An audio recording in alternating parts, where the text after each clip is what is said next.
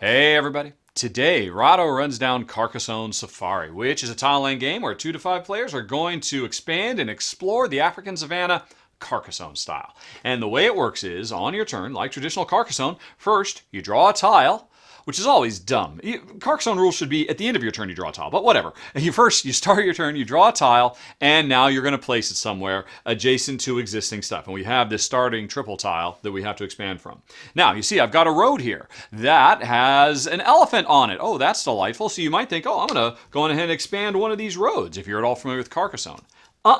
These Ranger Jeeps that are put out as part of setup really change things up quite a bit because they become the most attractive place to place your tile on the board, because if you put a tile down and displace a Jeep, you're going to score 3 points for activating the Jeep. So I'll go on ahead and put this here, let's say, and I've displaced the Jeep, which is going to score me 3 points at the end of the turn. Alrighty, now, like regular Carcassonne, after you place a tile, if you want, you can claim features of it. In this case, I could either claim the road with the elephant on it, or I could claim the baobab tree, which is interesting. Baobab trees in this game do not give you points, unlike claiming road or forest. Instead, they give you more animal tiles. So I could go for that, but right now I'm just going to go for the road because I'm obviously planning on connecting this up here. So I've got a road that has a giraffe and an elephant on it. The more unique animals there are on a road, when you claim it, the more points you're going to get.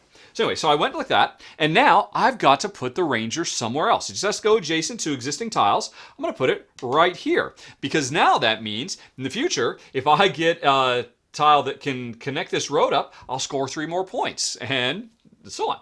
Now, that's the end of my turn. I didn't score anything other than the 3 for the Ranger. It is now Jen's turn. She's the blue player. She's going to draw. Okay, so she's got 3 features on here. Road with a zebra on it, bush with a bird in it, and the baobab tree. Jen doesn't want to put it here. Well, actually, I don't think she could because it doesn't line up. So she isn't going to be able to score the 3 points off of this, so she'll go on ahead and put it up here, say, thusly. So that's going to get Jen 3 points for displacing a Ranger. And what is she going to claim? She could start working on the road, but who knows where that road's going to go? Who knows where that bush is going to go? Jen's going to go for the baobab tree. Like I said, that gives her 2 more animals. And everybody started with 2 random animals they got right from the get-go. So Jen's got 4, 2 zebras and 2 chimps. I've got a chimp and a giraffe over here. All right, and so now Jen's got to put this someplace. And what the heck? She'll put it, say, over here. So if she gets a chance to extend that road, she can score some points. All right, so it's my turn. And let's see what I got. Okay, no roads here, so I can't expand this. That's unfortunate. Right, and so what will I do with this? I will go on ahead and start expanding this. What the heck? I'll extend this bush over here. Because unfortunately, I can't score 3 points off of this. This won't go legally there, so I'll put this over here.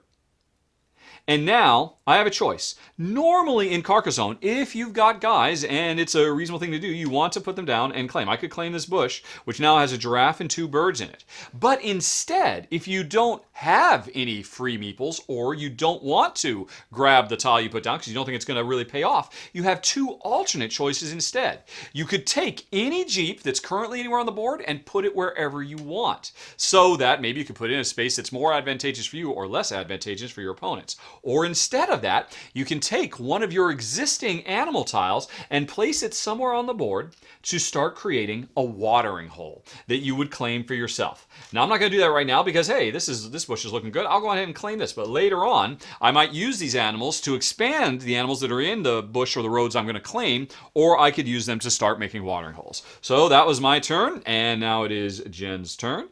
And let's see. Alrighty. So road, bye-bye. All right, so here we go. This is what Jen was looking for. She'll score 3 points, 1, 2, 3, for using the Ranger. She will claim... she could start claiming this road here that has a chimp and an elephant on it. Again, more unique animals is better. Or she could get the baobab tree and get even more animals to use later, but she'll go on ahead and get that road.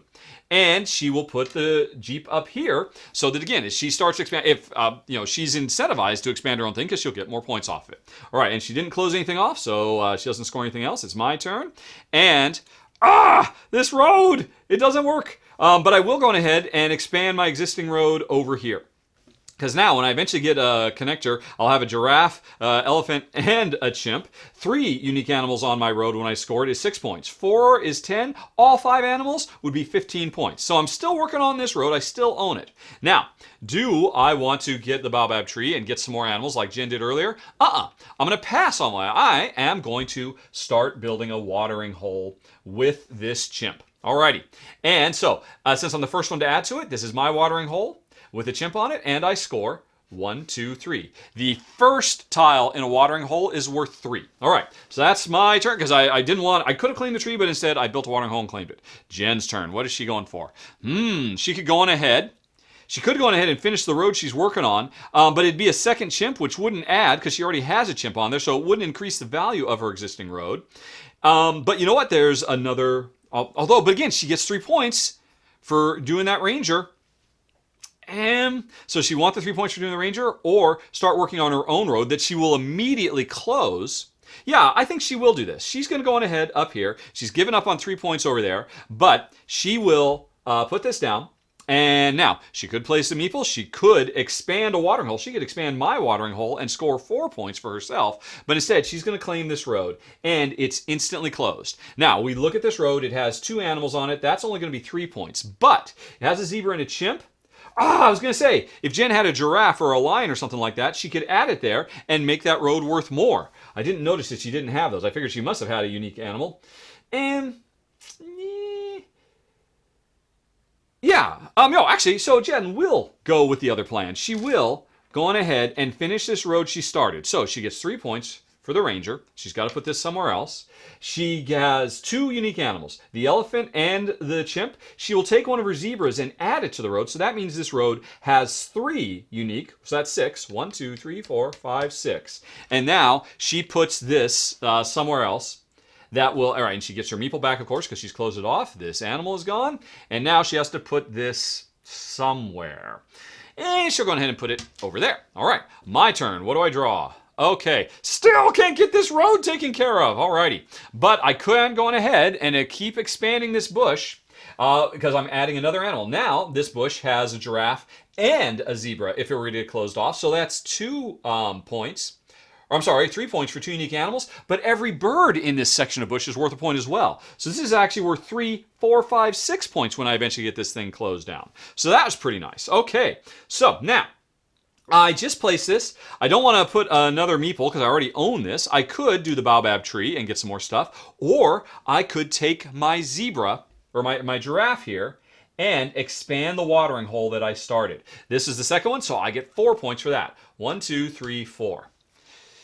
Or, if I don't do that, 1, 2, 3, 4, I could hold on to this giraffe for later, and after you place a tile, you either put a meeple down, or you expand or start an existing watering hole, or like I said, you take a Jeep. I'm going to take this Jeep and put it over here. So now, if I expand my road or my bush, then I'm going to be able to score points off of that. So that was pretty nice. Jen's turn. She gets a 3-way bush ender. What is she going to do with that? I mean, she could just go really quick. Oh, this actually could be kind of scary. She'll go like this. She'll claim this bush immediately. And what the heck, since she's closing it off, she'll throw in a chimp as well. So that this bush has no birds, so there's no points for that, but that's 3 unique animals. That's 6 points for her. 1, 2, 3, 4, 5, 6. Okay. And she gets her meeple back. And the reason she did that is she's just made it harder for me to close this space off now because I got to get a road that zips around and has a bush that'll connect up to that. Aha, what am I going to do? It's getting tougher. But anyway, my turn. And hey, what do you know? I can't complain about that. Jen set me up. It's going to pay off because that fits perfectly. No, it doesn't. It doesn't fit, so I can't do that. I might never get this road taken care of now because of the way Jen did that. Anyway, though, so I've got this new thing. I could just keep on expanding my little savanna here because, hey, I've just added another bird and another chimp. And I get 3 more points. 1, 2, 3. And I'll just keep on getting more and more points as I keep expanding my little bush here, unless Jen moves this away. But anyway, so that was my turn. I just got a few points there. Jen's turn. Let's see. She's got a road she could start working on here. Thusly, she could just go on ahead and do this really quick.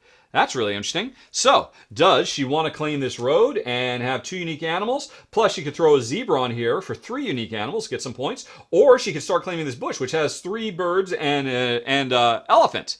And it could start growing off in that direction. I think she'll just go for the road in the hand, and she will throw her zebra on here. So that's 3 uniques. That's 6 more points. 1, 2, 3, 4, 5, 6. That's gone. She gets this back. And leaves it to me, my turn. And oh my gosh, I don't know if I'm ever going to get this road done.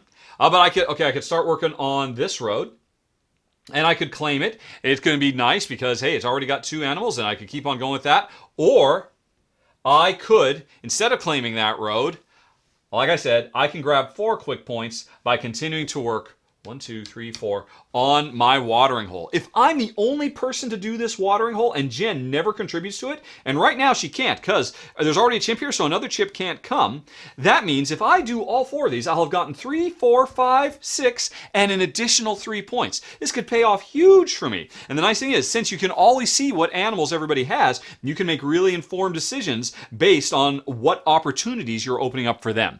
And that, folks, is just a quick little glimpse of Carcassonne Safari. As you might imagine, it keeps growing and expanding until we've gone through all the tiles, and then we see who scored the most points. I gotta say, this is really, really cool. A fresh new twist, lots of interesting stuff. Probably more than anything else that makes this unique is so much flexibility. I mean, it really kind of breaks up the normal pattern of put a tile, and then put a meeple, because often you will not put meeples down because it makes more sense for you to either move these Jeeps around or to go on ahead and start or complete a watering hole because so many points can be had there. So you have a lot more flexibility. You can much more readily throw a bunch more meeples on the board and not worry about returning them so quickly because you've got other things you can do besides put meeples. And these Ranger Jeeps are such a big deal.